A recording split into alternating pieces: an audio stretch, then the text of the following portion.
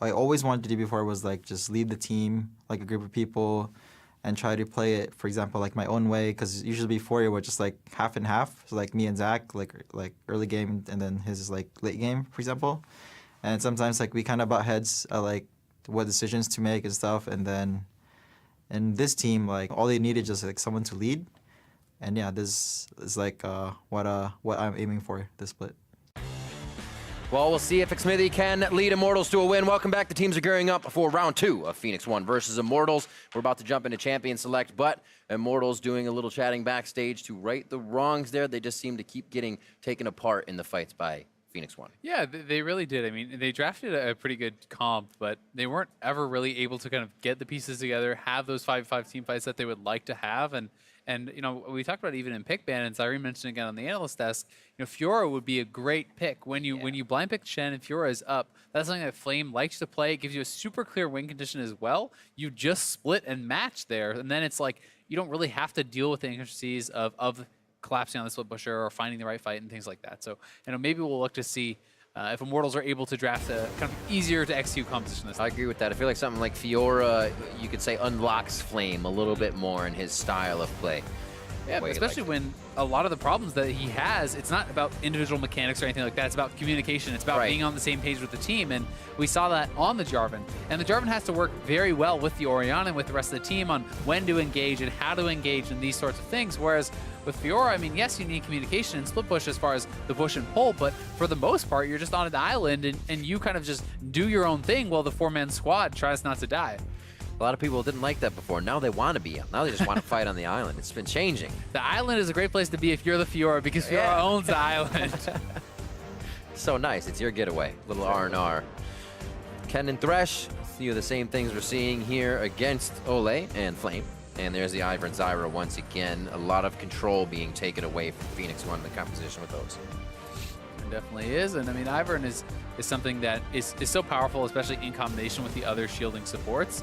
We haven't really seen it in NA, but we have seen it abroad where teams just do a first-round draft of like Karma and Lulu. You know, you can do things like that where you can just have mid lane Karma or Lulu, and you can run the protect the AD carry compositions, which I think for both of these teams does kind of play towards their strengths because their AD carries are some of the strongest members on their team. There is the Zac attack. Banned out. Phase 1 is over as the Karma will not be seen here in Game 2. Everything else is up for grabs.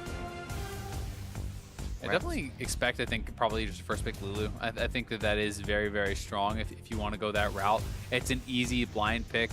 And since Ivern and Karma are already off the table, there's not really kind of like a shielding support type answer. That said, you know, Caitlyn is also very strong as far as the pushing power of that, and that is going to be given over to Arrow, who already was doing very well in lane on that Varus. Interesting, but also shows comfort right now. First pick me that. We know we don't have a lot of lockup and shields on the other side. Well, Immortals answer be here for 1 and 2. And I mean, either way, for Immortals, they were going to get a trade, right? If you take Caitlyn, then you can probably grab Lulu. If they take Lulu, then you can probably grab Caitlyn. So I definitely expect them to draft the Lulu here. If they don't take it at all, then I would be really surprised by the lack of priority there. But it is possible to just pick up something like the Elise instead if you want, but I definitely think the clear-cut pick here would just simply be Varus and Lulu, and you run back essentially, you know, the opposite lane. Says he wants to lead, and he has a voice here in second pick as well. Varus Elise are the pickups for Immortals. And no priority on, you know, Xayah either, which has been very highly prioritized by some teams and some members, especially, you know, we saw it shown off in combination with Rakan by CLG earlier today. We saw some Xayah in Europe as well, and it can be very, very strong, but I'm just not really a big fan of the draft so far for Immortals, just simply because I feel like giving over the Lulu is kind of a mistake. Yes, you can draft something like a Nami that lanes very well against it or whatever, but Caitlyn Lulu is such a powerful duo. Yep. And the fact that like blue side can actually get both of these picks without really having to give up anything that they really care about feels like Immortals has already kind of dropped the ball a bit. I mean, Elise is not really an Inori champion whatsoever. Like I don't even think that Inori would have played Elise if it were left up. So why are you prioritizing that so early? Why are you trying to get that out? It's down there in his picks for sure. interesting as well. Renekton getting locked in here, so top lane choice coming in for Flame as he wants a little bit more damage in that pressure. I mean, he had the Jarvan last time. He had what he needed. This time he's going to get a little bit of more tankiness in it. Yeah, you do get a little bit more tanky, and one of the big things is that your early game pressure is very, very high. Yeah. You know, you're such a lane bully, and in combination with Elise, that's a very powerful diving duo. So if they can get to a strong place, you know, depending on what Phoenix One picks as their top laner, the 2v2 can be very heavily in the favor of Elise Renekton, and diving is very powerful with your level 6 ultimate. You have more HP to tank up the turret, plus Elise can reset the turret aggro with Repel. So Immortals should look to try to ban out 2 top laners probably from Zig and try to get a very advantageous matchup, because that's really where they need to get their edge from this draft. There's Immortals, and maybe we'll see a little bit more drafting composition that would actually favor their lane switching early again. I mean, it's possible. I think it's going to depend upon a lot, like what support they pick, like if they can actually push. Because right now, you know, Caitlyn and Lulu is a very strong pushing lane that can shove you in. And you know, with Karma off the table, Zyra off the table, who are 2 of the other really strong pushing supports. There's some rotation. You know, Bard can be good with rotations, but you do expect this lane to be pushed in against the Caitlyn and the Lulu if they really want to shove. There's the other side of that we were talking about just a second ago. The Shen now to the Kled for Zig, as he's going to be going even more forward in these fights. They pick up Ryu on the Orianna, as he was Ahri in the first game, and that may go to the hands of Pobelter. And Ahri, you know, as the counter pick to Orianna, it's one of the best matchups in that 1v1. It can be very, very strong. So Pobelter should have the advantage there. You would expect that Flame should have the early advantage against Zig.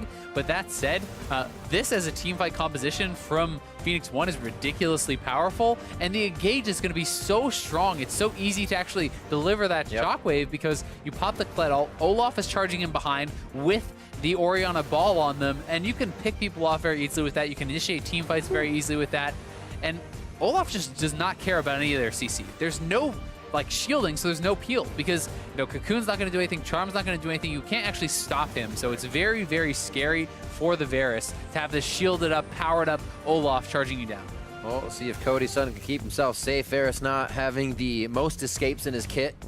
You can just throw down that hail of arrows, and Chain of Corruption will just be eaten by a Nori's Olaf. We'll see how they do. Like you said, an aggressive composition, but a little more aggression as well in the hands of Immortals. Flame getting a Renekton he can be a bit of a beast with now in the top lane, as opposed to kind of waiting for his Jarvan to come online. You see there, hashtag P1, hashtag IMT win as we go into game 2. Phoenix One holding true with their strength of the 3rd place team coming out of the split, or a spring split, I should say, here with a game 1 win, looking to make it 2-0. Yeah, I think they're on course to do so. I think that their composition is very strong. They do have to play around some of their weaknesses, which would be perhaps the early solo lanes. There may be some advantages for Renekton and Ahri, especially in combination with the Elise, which is such a strong early ganker. Olaf obviously can match to a point, but it's more at level 6 that Olaf is kind of, you know, able to match against that Elise when you don't have to worry about the crowd control. So we'll see if Immortals is actually able to get anything done early, or if P1 is going to roll through this series. All right, we are on the Rift. A very early Varus Elise pick, so we'll make sure we keep an eye on those and how strong they play out for Immortals. McSmithy as well, we just heard him saying needed more of a leader voice on the team, right? A lot of people expected kind of Pobelter to be that as Immortals started, and Pobelter still had that mid kind of job to do, if you will. A lot of pressure there. Now McSmithy comes in, can start to relieve a bit of that pressure, and maybe we'll find that Season 1 Immortals brought out once again. And that would be exciting for the team. And you know, it can take some time. Oh yeah.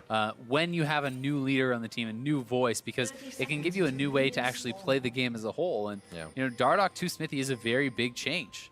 It can be a positive change if he works better and integrates better into the team, but you need to get used to that. They've actually been spotted here, I think, but Smithy may not have seen them sneak their way in. If they can catch him with an axe, they could actually force a summoner here. He's gonna wait. Oh, they're going all the way around. So they're not going to allow him Raptors. Oh, they're going to push him out. It's going to flash. Force a flash as well. Nicely done. The bear trap would have pulled him back. Luckily, it did not trigger in time for him to head over. But now they'll be able to work a little bit more towards that top side of the jungle, and they're going to rinse and repeat. They have to be a bit careful here, though. I mean, they could get collapsed on. They don't actually know that they're there. So they may actually try to do a delayed attack here onto Smithy, but there's 3 members up here. And Missed. Cosmic Nori's Binding done. taken He's down gonna to go Nori. It's going to Flame. Is that going to be first blood for him? There is no smite here. His ghost is down, and so is a Nori to start things off. Exactly what Immortals needed, and now they're going to be pushing through. A kill to possibly come through on Zig. He's got Scarl to hop off. May not be a chase after that, but not what P1 wanted for the start. Immortals smiling ear to ear. Yeah, I mean, Nori and Zig just never left. After they forced the flash, they just stayed there. And yes, there will be some losses as far as the minions and XP, so we'll have to give it a few minutes and see where things really end up going. But it's first blood for Flame. That's where they needed to kind of have some early success, so that is good for them. The bot lane may end up being a struggle because they're going to be down in XP and perhaps get bullied heavily off this as they blew summoners and P1's bot lane did not. So you really have to wait until all the summoners have come back up, then evaluate this. And see it again. Flame was also getting level 2 there, so expect Zig to take some damage. Oh, he did actually spot him. So he actually did see him go into that bush. So Smithy is playing it cool. They know they're there, and that is why they call up the whole team. And Ole was really the guy who was able to make this happen. Nails the binding, and then Flame levels up his stun. Good follow-up there, and then getting another binding down, was able to force out a flash. Also keep track, we did have the flashes blown by Ole to continue that play. His ignite is down, so kill pressure to Arrow and Shady in a lane that did very well last time. They're coming off that momentum. See Cody-san stepping up, feeling good in the situation. And Ole is trying to grab brush control still. So Immortals, they are not hesitating and trying to create pressure in different areas. Yeah, they're definitely not, and we'll see how much they can actually get done with this. And also, when Flame is going to take the time to base. Looks like they're doing a 3-man collapse onto Ryu, and they do have flash on Flame, but he's playing it safe. Seeing that pressure towards mid, that means P1 going hard in the bot lane. Ole, big damage, that's a headshot. Caliber net backwards, the ignite is down. That's the kill pressure we were just talking about. With summoners down, they focus Ole, possibly focusing Cody-san, but he drinks up the cocoa and stays safe. Good guy, Ole.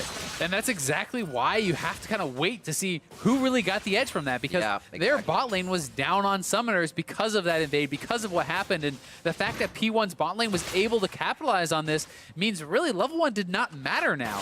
They're probably, if anything, at an advantage because they have the edge in the bot lane with Arrow and Shady on such a strong 2v2 type lane. It can all turn so quick, and that was only an ignite needed. It went through the heel. We'll see it again right here. And Ole, I mean, he's stepping forward. He's posturing pretty aggressively. He needs to remember he has no summoners. So, you opt into this fight. P1 can look like they're losing the trade, but they have the summoner advantage, so they're still quite a bit ahead. And Shady did a good job landing both of his Qs there, lands the ignite, able to finish him off. As well, Shady waited for that Thunderlords to come back up, going in and out of the engages, making sure he got that proc once again. Great timing. Really is. Another thing you kind of have to track is the fact that Flame never went back to base yet. So great, he got first blood. What has that gold done for him? They're laning evenly here because they're both just sitting on the same items. Had Flame started with a second Doran's item, that's a different story, but he didn't actually decide to go back and spend that gold and TP back to lane for a lane advantage. So that's the safer play, but it means that they're getting nothing from this first blood just yet. It helps for Zig. He's on one of his main champions, if not the main, so he's just kind of selected hard mode for this game. If Flame did even get a level lead because of the early kill. But he's holding out great. Now Smitty's going to be on that top side. His jungle's clear. You may see a little bit of love here as these minion waves are piling up. And you do have to be a little bit careful as Zig, as the wave is getting pushed in and Flame is approaching 6. That's where you really cannot afford to get dove, because if you lose all these minions, that is so devastating. It's actually oftentimes worse than just dying itself, is losing the XP, because you'll come back down 2 levels, and that's kind of why Nori is also up here around this time. You need to have your jungler protecting you, and likewise, Smithy is around topside because he needs to have his jungler escorting the wave in so that he is also safe and doesn't get ganked when he's pushed that far up. Oh, Ryu trying to play the ball game. Sometimes you get yourself in trouble, but he was waiting for a Nori, and Pole Belter almost took the bait on that one. Ignites held and flashes on both sides. As now the jungler topside, Smithy may feel a little more inclined to get some position after seeing a Nori mid. He did see a Nori there, and he's sneaking up through the brushes. So, I mean, the only thing is Flame hasn't fought yet, right? So they have to keep that in mind. He doesn't have any items, so he's not particularly strong, but Zig moving forward, he's gonna get jumped on. What a great bait by Flame coming in on this one. Will not get Scarl back, and Zig goes down with teleport down as well. Really well played, and he is gonna lose that whole wave, so that is very bad for him. Now Flame gets a really good base timing, and they lose that XP. Cody-san, pretty low, will survive though. Nice little relic heal there by Ole, throwing out the cup of cocoa. And we even see Arrow with the assist and kills they got coming back. Trying to farm up his call, just get extra gold out of that, knowing they have a strong lane. Yep, and they're really gonna try to push their advantage through turret damage. It's not necessarily about the farm because Cody-san has been farming very well, but they did get a kill, and you can get up there and get a lot of damage down on the turret. Shady also, pretty atypical for pro, but it's something that I do like to see is the early upgraded gold generation item. So he picks up the early Frostfang, and because he's constantly putting that on cooldown, he's actually going to have a lot more gold from it, in 10, 15, 20 minutes. Love that mana regen as well. If you're Lulu, you just need to keep spitting out the help picks and the spells. Nori, this could be where P1 gets a little scary. Not something they need to do, so they call it off. He's going to go ahead and see what he can do over here at blue, as Smithy was smelling something crazy in the bot lane. And Smithy did go the Moby Boots build, so you kind of have to really move around the map, and they're going for this play right now. Oh, they're moving and shaking, baby. Arrow now the focus on this. Flashing forward, there's the help as well. Level 5s, no level 6s here just yet, and Nori is going to make his way over to Ole. Ole flashes out, and now it's Flame that has come down. Ryu picks up a kill for himself as it's just a scatter for Immortals in the end, not knowing Nori was in the jungle. Oh, Smithy does hit the cocoon. Doesn't look like it's ended. They're still going for the fight. A shockwave hits Flame, doesn't do much damage. This is going to be a Nori going down, and now Flame coming up huge. Ryu's going to get taken down with one more swipe, and Shady. Arrow's also in a bad spot, looking for the execute. Nobody gets the auto on him. Cody-san diving deep, puts the snorkel on. He goes down, and it looks like, I should say Zig, as he goes down now. Cody-san trying to stay alive. That's with an Zig ace. diving him. An 8-minute ace. Absolutely ridiculous. Mayhem is only one down from Immortals. Oh, what a ridiculous series of events. So, I mean, this is a good play from Immortals. They want to try to force something, but Nori is down here. He can respond pretty quickly. It was a good flash from Shady. Everyone's TPing in, and basically all madness just breaks out here. They do kill off Olay, and P1 gets pretty confident with this. They know the pole belts are still mid. They feel like they can go for a dive, but the fact that Smithy is here, lying in wait, they're walking in with no vision. So much of Nori's health is chunked out. They're tanking the turret on the right side this whole time, and they just get whittled down because Flame is very strong. Arrow actually, he shouldn't have been here in the first place, but the fact that he's already there gives up an execute instead of a kill. We're going right through the batting order again. Polewalter picks himself up a kill. Shockwave is down, and Immortals activate on the mid lane. Where the catalyst was Smithy there coming in. Ole tried to get his hands on that a bit, but Immortals much more proactive this game with his composition than they were in game 1. Definitely, and I actually can't remember the last time I saw an ace that early. It's very CLG-esque. But they had already played, and here it is, on to Ryu, trying to juke out the cocoon, but Smithy just waits him out. Very nicely done. Cocoon into the charm. Really smart stuff from him. Allow him to just juke himself to death because he didn't have flash. Simple Elise mind games. You run up, throw the Q first. Almost looks like Cocoon. Then he's running back towards the turret. Grab him.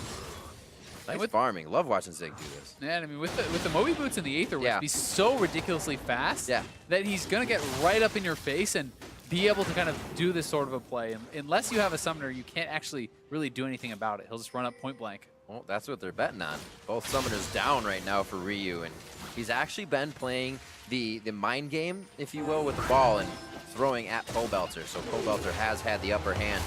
Tempered Fate just off to the side as Immortals again pressuring bot lane, not giving P1 any time to really set anything up. And this may call pressure for Nori mid to see if they can gather something there.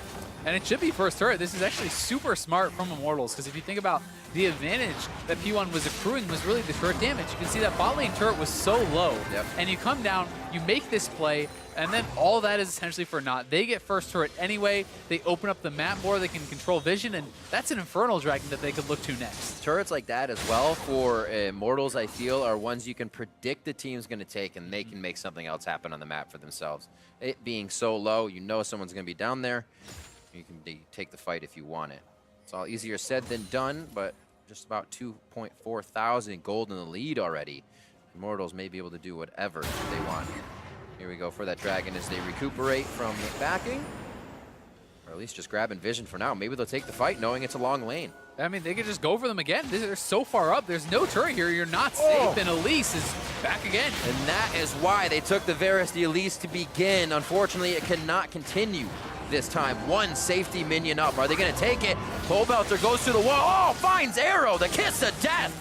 Coming in immediately. The charm saved up for Shady. They're going to go 2 on this one. Pole Belter looking to get it. Cody's son will secure that one, if you will. Ryu trying to push mid lane. He is winding up, but not doing too much work. And D1 just not really kind of showing their respect over to their opponents. The fact that they're that far up in the lane, without really a lot of vision in the area, without a turret to defend you, without summoners. That's that play. They're going to go for this turret. Let's make a play on them. Immortals kind of doing the fundamentals here. Get themselves the Infernal. We'll have nice vision around this area, and if they need to even give Flame help, they can head topside to do that. They have great control so far. Now this is a very heavy damage team that they're running, and when you have a composition that loves to build a lot of AP and AD, that Infernal is that much more valuable. So here is the initial play. You can see in the background the Bard and the Ahri were already roaming down, and that's what kind of gives them the confidence to move forward. They have to retreat momentarily here. When Inori does show up, but Inori is right? He can't actually do a lot in these fights. So is Arrow. They know they don't have summoners, so Pole Belter has the confidence just to dive right in there, knowing they can't really turn on them. Great, simple mechanics by Pole Belter. So easy to cast one of those wrong, but he hits everything spot on. Flame. That feels turret pushed bad when you're getting actually proxied off your turret in a 1v1.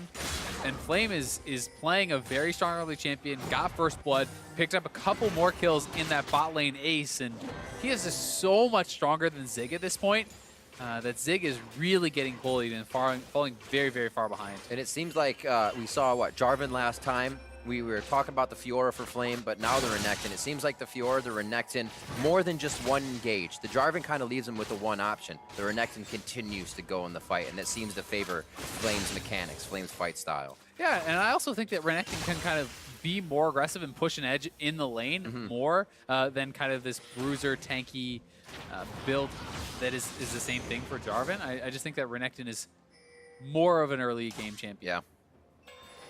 See what he can do with 3-0-2. Also in mid lane, the solo lanes for Immortals right now matched up and heavy hitters.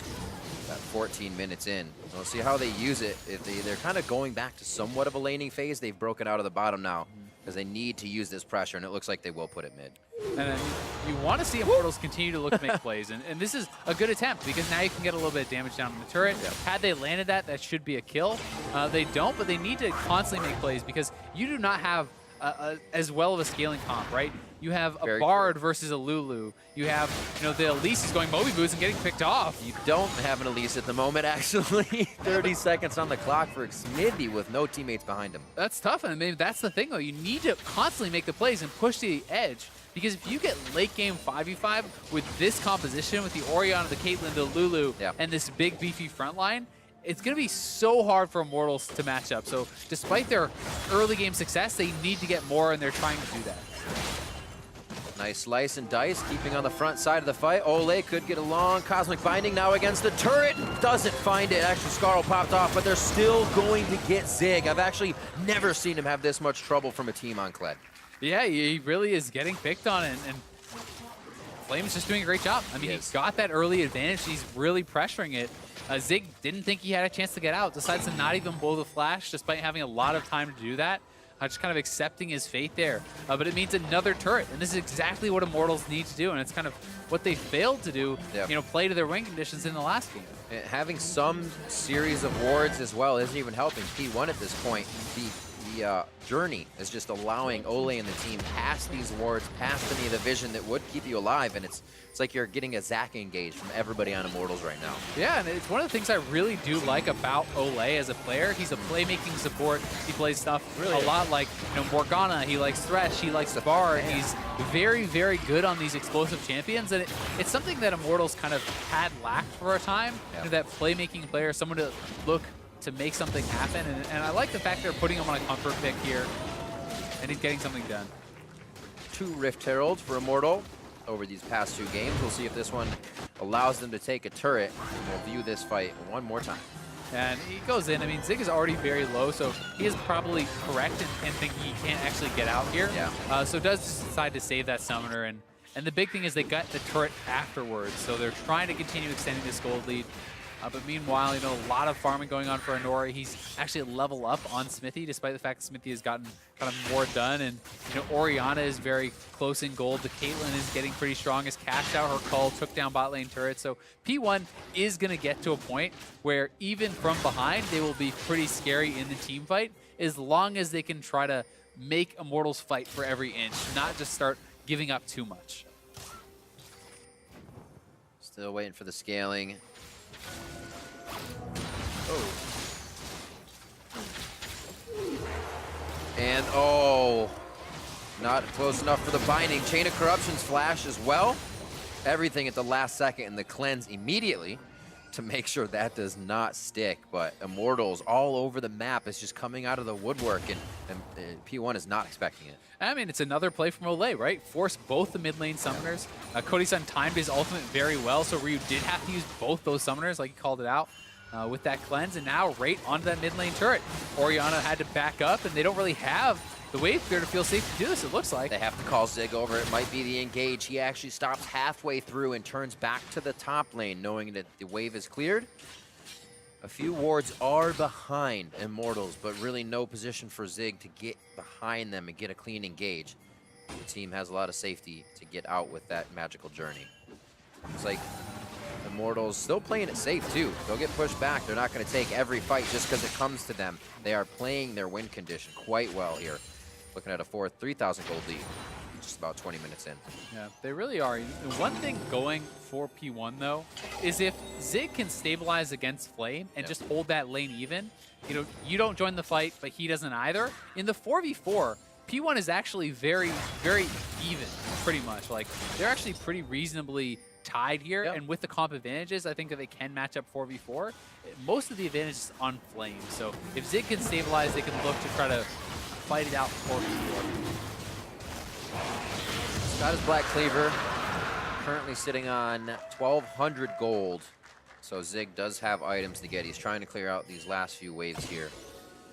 But you can see he's down 1,600 alone right there on 2 Flame. It's such a great early game. Mid lane pretty even up, as we said. We just have to see one of those shockwaves hit here that Immortals has been so good at dodging. Trap line is out. Last bit of protection here on the mid turret, and it looks like Immortals will stop the pressure. And if you're P1, you're really unhappy about the fact that it was double Infernal.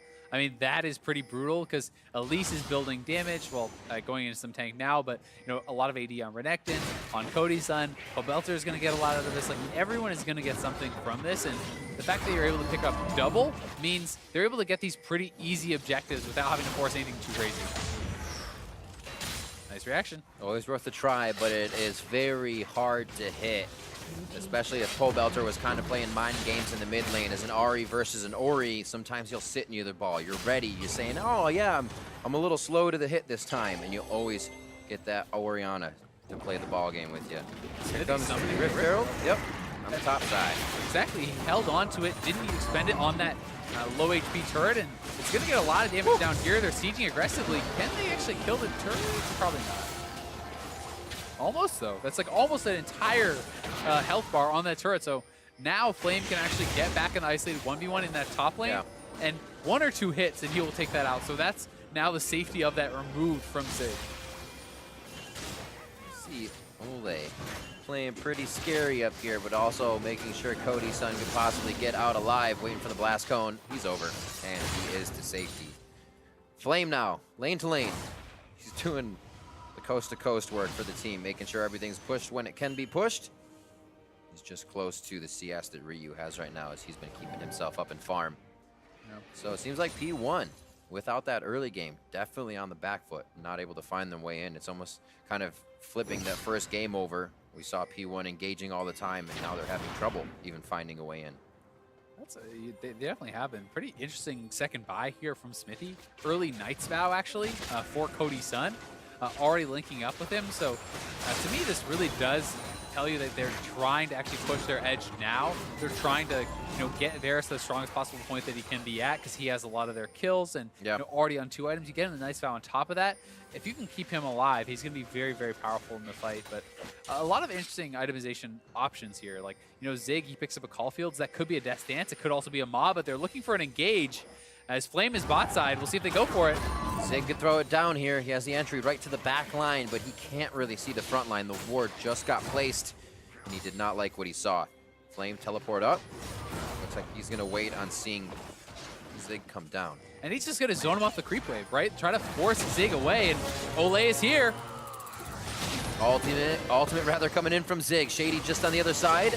He's going to slow the team. That will alert them the rest of P1 is here, but it's no way to engage, so Immortals can still stay, play in the jungle. They're really not fearing anything right now, as they know P1 still has a bit of work to do before they can take the upper hand. And honestly, they don't have to fear anything. As long as they know that they have even or greater numbers, there's no reason to be afraid. They're very, very strong at this point in the game. Top wave eventually going to squeeze out for P1, so they don't have to worry too much about it. Bot lane they're handling right now, but Immortals doing a very nice job recuperating from game 1. Cody-san and Ole switching things up a bit, even after taking that hit very early in the bot lane with summoners down, able to stop that bleeding from happening.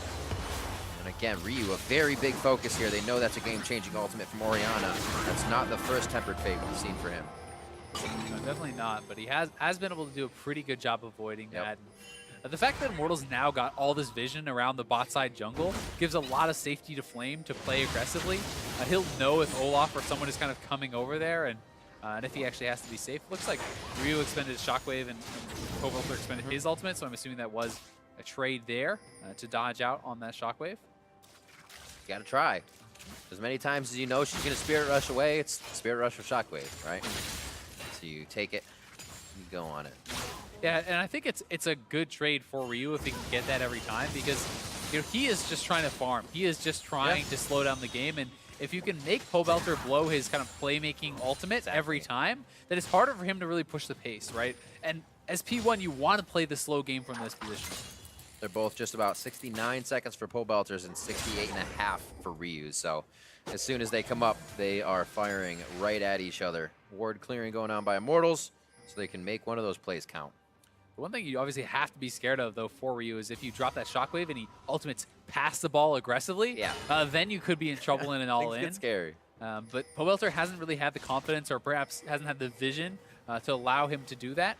So it's definitely something that he's got to be careful of. And Olay on the side, probably looking for a Bard ultimate pretty soon. It's going to be coming back up, and that will likely be their next attempt at a play. There's a cleanse. Very nicely done. That called for a chain of corruption. Shockwave just missed as well. A few more. So, whoa! Cody-san trying to get the hits on the turret. Underestimating the damage. Puts Immortals on the back foot here. And P1 has not had this chance for a while. Luckily for Immortals, they were able to create the distance right away, but that was dangerous. Yeah, it feels like a little bit of frustration there, kind of seeping in for Immortals. Not able to get anything done for a while. And they try to overforce on that play. It actually almost costs Cody-san his life, but he does hold on the summoners. And Zig is setting up for a flank here. I'm thinking that Cody-san may have had to go back to base. He actually hasn't, because I do believe he had that red buff and a lot of regen, so right back to bot. Oh, good spread. Ragnarok. Teleport, that's Flame. He's going to be right on Honori. Does he try to go for him? That was Ruthless Predator on the first hit, or just his Tiamat. We'll have to see the resulting fight here if he can stun. Just calling the wave to get it forward now as everybody repositions onto this one. Zig, oh, double stun! No follow-up from Ole, though. Unfortunate. But he saves himself, and actually that made P1 turn as well. These skirmishes have no end, but many starts. Somehow. Yeah. Many starts. They're not able to really get anything too big from it. Trade of some summoners, some ultimates being traded out. Immortals will grab the dragon, but this one is not something that P1 is super concerned about, and definitely not one you want to fight over. If the next is an Infernal, that's something they may have to consider fighting for, because triple Infernal may just be too big of an advantage to actually give over, and it is. So for Immortals, you essentially now know in 6 minutes, they must contest you. Yep. So you can look to try to set up a big play around that time before P1 has really gotten to the point where they would ideally like to fight. Seems like so long, Isaac. We have to wait 6 minutes? It definitely is. And I mean, that's the thing. It's like, for Immortals, they're kind of feeling that pressure too, right? You know, because this is scaling. Like this whole composition is very, very powerful. And Ryu, he has not been dying in a while. He's been farming well. Arrow is going to be approaching, you know, in that 6 minutes, he may be approaching his 3rd item here too. If Caitlyn's on 3 items, if Oriana's on 3 items, you're pretty scared if you're only up a couple thousand gold here. Now, we did see that Caitlyn was the first pick on the side of P1. It did happen that it was the Elise Ferris. So if Shady comes up big on that Lulu that Caitlyn picked for Arrow, your MVP of Spring Split could be coming up huge. As you said, farming well, Ryu farming well. The impact plays have not happened yet. Here we go. Oh my word. Ole taking a bit of damage, but he has been able to get himself in and out of these situations that calls P1 over, wastes their resources, then gets himself back with the team. Here, I think they're taking a little bit too much damage, a little too much grief for the advantage. Yeah, they're trying to see if they can get control around the Baron, yeah. You know, force P1 to come forward, then you make a play. Because you do have a lot of pick, you have a lot of CC, but you don't have a great straight up just walk at each other 5v5. You need to hit an Elise Cocoon and pick that person off, or a Charm, or a Bard Ultimate, something. You can't just walk straight forward through a Shockwave, through, you know, this Caitlyn trap line and expect for it to work. There's a Shockwave that hit. We haven't really seen the damage yet. They haven't either, so they don't know the distance. Xmithy now has alerted his team. That's an ouch. Oriana is strong, boys. I mean, Ryu has been farming for a long time, and he is getting very powerful. I mean, so much farm on him, and even Zig going aggressive on Flame now. Now that he has completed his death stance, despite the fact that he is down that Gargoyle Stone Plate, he's pretty strong at this point.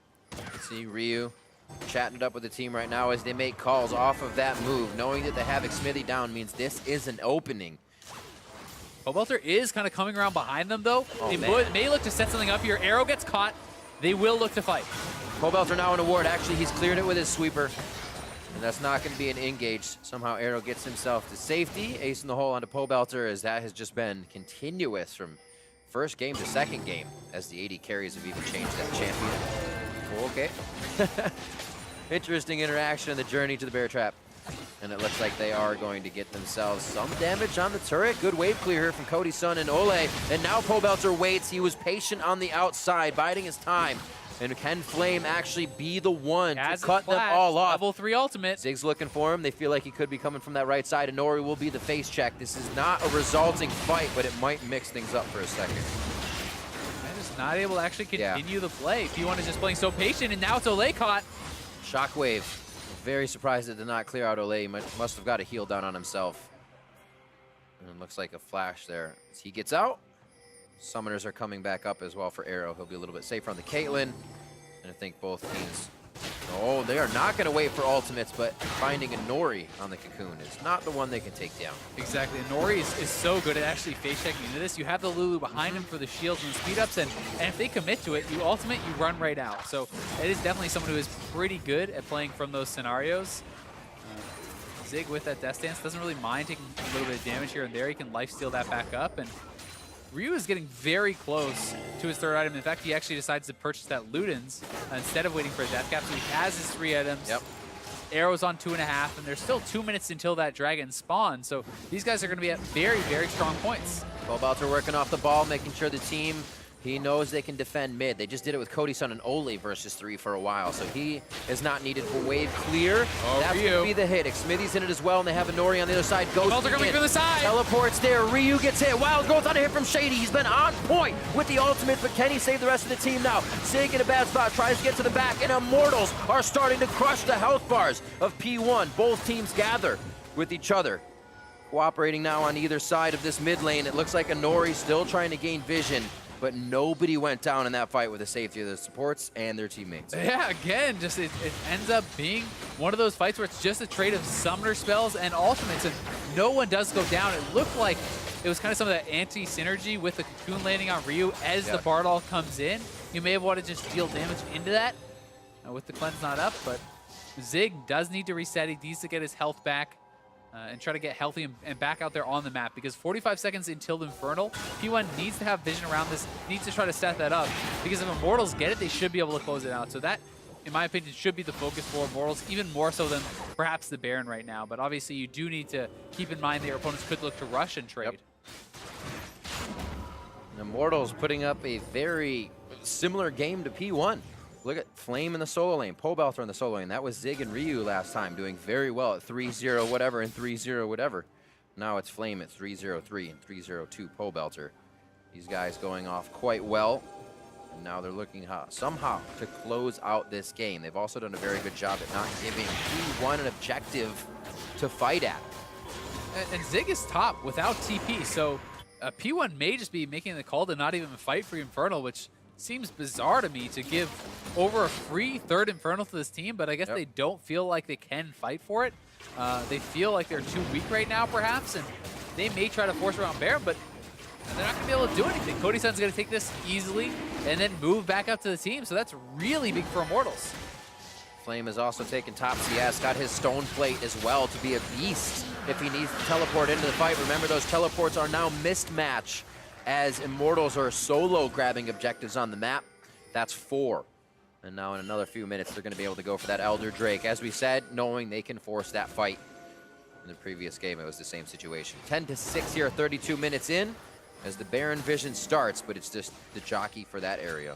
I mean, to put some things into perspective here, with the triple Infernal and the Death Cap, comparing the mid laner's AP, that's 300 AP on Ryu compared to 560 about on Pobelter. Like, that is an insane advantage. And Pobelter has so much AP now, if he catches anyone, he can kill him off. Oh, Cody's son being torn apart right now by Inori, but Inori gets turned around on it. Smithy dodging the ball. Ole over the wall. He's going to be a bit of a chase now with that Shrine behind him for speed as well. And it looks like, again, the team separate, not fully knowing what their initiation or the end result will be. Inori in a bad spot. He's got Zig just next to him. Pobelter misses the charm over the wall, but he gets the Orbit Deception on the return. Hitting Inori. Flame goes in, takes a few shots. Arrow throws out the Peacemaker, but cannot find that result. And now Zig just missing out on the Cocoon. A shield from Shady as Immortals once again close down on just one member, but then another turret. And they can perhaps even just keep pushing it. They're going to actually go straight back towards the Baron with Inori dead, Zig very low, and no TP on him. They know this should be theirs. Flame is a little bit low on HP. Shockwave coming up pretty soon. We'll see if P1 actually wants to try to fight this. It's going to go down fast. Ball Vision, huge damage to Ole, moves it in, doesn't have a Shockwave position on that. 2,000 health on the Baron. That's the hit to Xmithy. Flames out with a sliver of HP and probably calling the team over as well. They can't afford to fight. Pobelter going in huge. Xmithy picks up the kill. Arrow now doing what he can. He does have Shady on his back. Zig says we can fight this, and the team is there with him. Pobelter just going to go ahead and pray for this one. He's going down. A kill to Arrow, but they do lose the Baron. And it's still very worthwhile, I think, for Immortals. We'll see how much P1 can actually get off this, but you're seeing the effects of these neutral objectives that they've taken, and they're so ridiculously strong. With the triple Infernal, Inori is getting absolutely melted, and then Pobelter stepping forward, deleting Ryu. They are so powerful at this stage, and P1 felt like they had to try something. If Shockwave was up a little bit earlier, it could have made the difference. I think this Observer UI, I'm not sure it was actually up just yet at this point. At least in live, it didn't look like it, but right now, Flame moving forward has his GA complete, and they're going to look to chase them down because Smithy is here too. They are out of there. Quick run to the base. Good vision wards in there for P1. They will be able to stop or see Xmithy coming through that they can stave off whatever this snowball would be. Unlucky for them, Pobelter waiting to come back up. You can see how much pressure just 2 people can create, though. Yep, and I did get confirmation that in the replay, although it showed the Shockwave being up, it was down as it appeared to be in the live play. So it wasn't that Ryu made some misplay or anything, just not using it. Yep. He just didn't have the ability yet. Otherwise, he would have been able to punish more. 3 seconds away. Very, very close. And that can make all the difference, right? Like, at this point, when you're this strong on Orianna, the Shockwave combo, you can actually sometimes just outsmite the jungler. This becomes difficult. You can't even take a look at the camps in your jungle without seeing Immortals come out from behind the wall. And even then, P1 wants to get as much damage as they can on the outside fight when they're trying to make Immortals retreat. It's the back and forth. Who's got the better yo-yo game? P1 goes in, P1 pulls out. Immortals tries to get themselves a little bit of room. A huge wave on the top side is about to crash into the turret, and it's got to be respected by P1. Yeah, I mean, Immortals has a great gold lead. Oh, that's a ward. Yes, that's a ward in a wave. Never mind. Their composition is going to get like outscaled technically, but with Triple Infernal, like, all that math is essentially out the window. So it's going to be so hard for P1 to really do anything here. Yeah. They need a really good shockwave from Ryu. It's basically reverse situations now, where Pobelter was not able to find that shockwave last game. We'll see if Ryu can do any better this time around. I think you'll be able to find that shockwave on Oli and Cody-san. They're the two that actually haven't separated, so if you're ever going to find two people to hit, those might be the ones. P1 was playing the same thing against Pobelter's Orianna. Great separation in these fights, but you can find that AD carry and support next to each other. That possible chance. And that would be huge if they could. You know, you could follow up with the Olaf and that Kled diving in and maybe then win that fight. But if you're going front line to back line, if, you know, both ADCs and both mid laners are hitting each other's tanks, Triple Infernal is such an insane advantage that your tank line gets melted. Almost 10,000 gold in the lead. Stretched thin now. P1 across the front side of their base. Immortals puts the finishing touches on a few of the outer inhibitor turrets. Next wave coming in here from Flame may be one of those. He will be responded to by Ryu. You're just waiting. Ready to set up these bushwhacks, ready to play. Ole. No, how many supports this late in the game hang out by themselves? I'm going to start calling him Trole. He just hangs out. He can just mess up your roam so hard. He's been doing it by himself, back and forth, picking up chimes, getting a cosmic binding. Oh, and here's the engage. They're looking for Cody-san. Can they get through? Here goes Zig. Cosmic binding back. They lock him up, but the bear trap on a rope just gets broken. Cosmic binding in. Ragnarok's going to be next. That is held. And again, Ole gets his bot lane out. Yeah, they're able to survive, and top lane is being pressured. Ryu is here. I don't know if he can take this 1v1. We'll see. The shockwave on himself. Throws down the sombrero for the party. And a slow walkout. The redemption coming in. Yeah, he should be okay. Bard is coming here as well. I don't know if Ryu's going to keep going they're for gonna it. fight for it. Oh, hit comes in. One more onto Pobelter. The Guardian, or I'm sorry, onto Ryu. The Guardian Angel is propped up. Slice and dice through. There they are. The Ragnarok's not going to be stopped by the binding. Yes, it just wears off. And once again, he gets out his players alive. Was so long that the Ragnarok expired during it, and they're already on the Infernal. If 3 Infernals wasn't enough, you add in the Elder, you get 50% more on top of that. They are so ridiculously strong with the true damage plus all the AD and AP they have. Immortals is playing several little games around the map on this game. They're able to play a little bit of a fight in top side, making sure they're working off the ball as they get the Elder Drake on the bottom, and now with a 10.6 thousand gold lead. They look to put the hits on these turrets. Trap line is out, but it's only going to do so much if they lock down the turret. Ole over the wall. He's going to start drawing in a fight, but that allows the back line to get hit, and Pobelter takes that advantage immediately. Turret goes down, so does Ole. Is it hashtag worth? We'll have to find out. Yeah, I mean, Ryu is back up, so they're going to look for the miracle fight. They need a good shockwave, and they get it. And Righteous Glory there as well for the team to use if they need more catch. Smithy taking the damage. The repel is straight down as he has nowhere to go. Flashes over the wall, taking one shot. The charm, are they going back in? They do! They take down Ryu. He's out. Zig, very, very low, waiting to get Scar. One more attack, but he can't get in. And it does not look like anybody else is going to get the shot that they need. Flame right on that heavy call to Meek. If he needs to get his health back, he will be able to. And Immortals play that one right to the skin of their teeth. Arrow looking for possibly another kill, but the team hesitating on their calls. They say safety over aggression. Yeah, I mean, Arrow team fighting very well. You would want him to try to step forward and finish off those low HP members, but he knows he can't because they're so strong. And if you get hit by really one Q and even a W from Pobelter, you're probably just going to die. I mean, Ole is going pretty nuts here, feeling very confident, but look at the amount of damage Pobelter puts on a full tank Olaf. If that is your AD carry or anyone else, they die instantly. So that is the threat he is dealing with. But P1 does hang on. Arrow getting a lot of damage out, playing it very safely here too, maximizing his efficiency. And with good team fighting from him, they are still alive against all the odds. That's something we said about it earlier. A lot of the stats match up here. But Arrow's damage. Look at that. That was a charm that did 80% of his health. It was ridiculous. That over the shoulder of the tank right in front of him. What a shot onto Ryu. That's actually nuts. When I saw him get chunked that hard, I had assumed it was the Q plus the charm. That was just a charm. He almost one-shot him. Kiss of death, man. 15-9, 40 minutes in. P1 holding off this game. against the odds because Immortals has been at the front door of that base for Oh, quite some that time. Bard ultimate. That was a flash as well. Shady is definitely stuck if he gets hit. Cosmic Binding missing on the outside. Ryu may not have much longer to live. Wild Gaze coming in from Shady as he can, and he gets taken down instantly by Flame. Sig and the Arrow's rest of the still team alive, very though. low on the backside. Can he hit? Though Arrow does have red. He can kite himself out, but there may be too many members to kite out as it's only Arrow and Ryu alive. Immortals is in the base.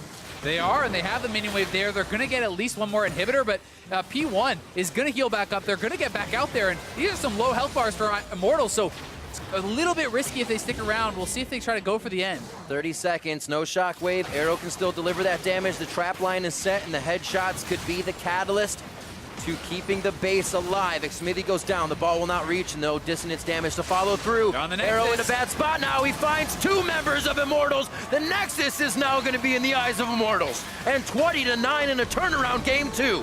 Immortals brings us to a game 3. Well played from Immortals. I mean, they did what they needed to do.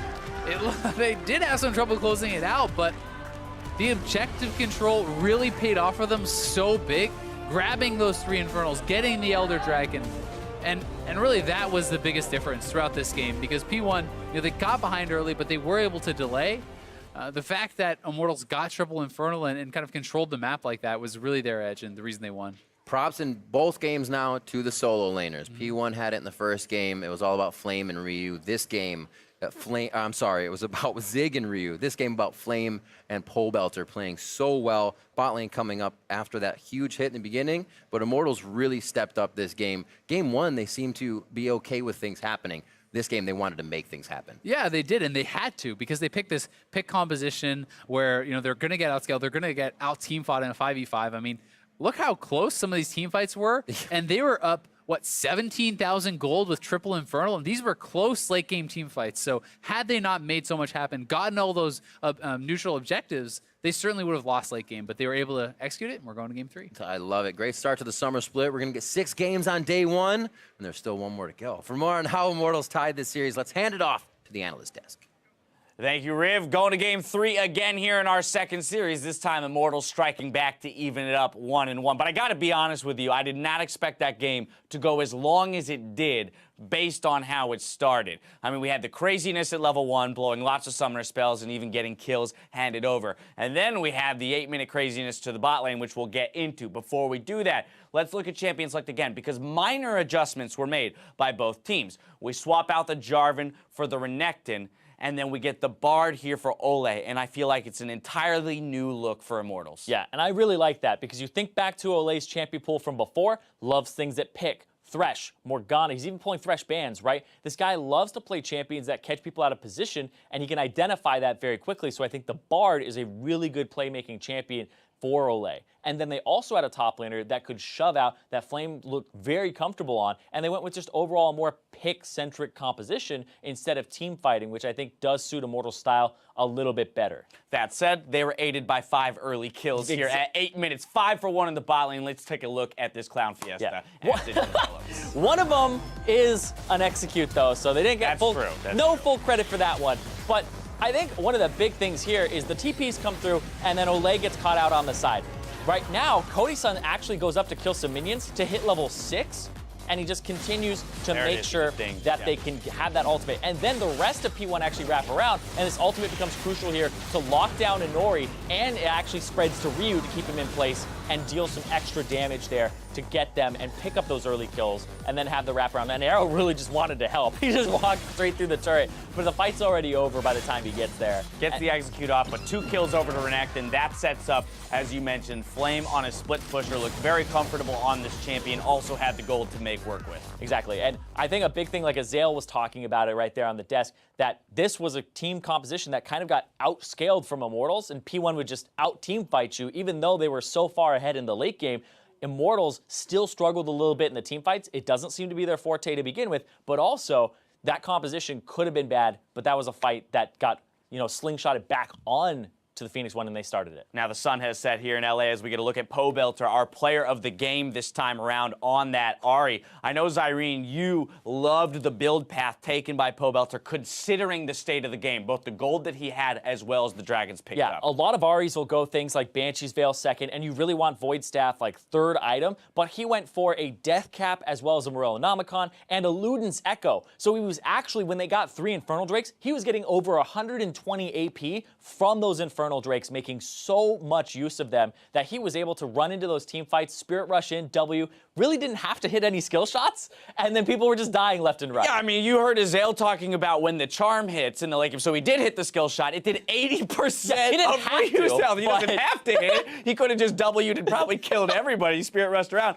and yet he was still hitting the skill shots, and that's the thing. Now, I do want to take a step back for a moment and say, while Immortals did get the victory, we have to acknowledge that they did it with a substantial lead from very early on, and it still took some time. So, of course, we'll be looking for them to clean things up, be able to close a little bit smoother, and then on the flip side, we got to give a nod to Phoenix One, a team that even last split during the spring seemed to surprise all the time with how many comeback victories they would have, or at least their ability to stay in games and elongate them off the backs of players like Ryu and Arrow. Exactly. I was about to say their 2 carries in their mid laner and their AD carry with Ryu and Arrow. Those guys are very consistent. We even saw like last people up at the end of the game, you know, fighting tooth and nail to make sure the Nexus doesn't go down. I think their carries are very solid players. It's just the people around those carries with Shady, you know, getting acclimated completely, and then Inori coming back into his role as the starting jungler, and Zig, who actually looked really out of sorts this game. So they didn't have kind of their rocks around them to build and have that foundation on, so their carries really didn't get a chance to shine because their front line was just dying so quickly or getting picked off. Well, the teams are all tied up, but only one can claim the series, so meet us back here for Game 3 of Immortals versus Phoenix One right after the break.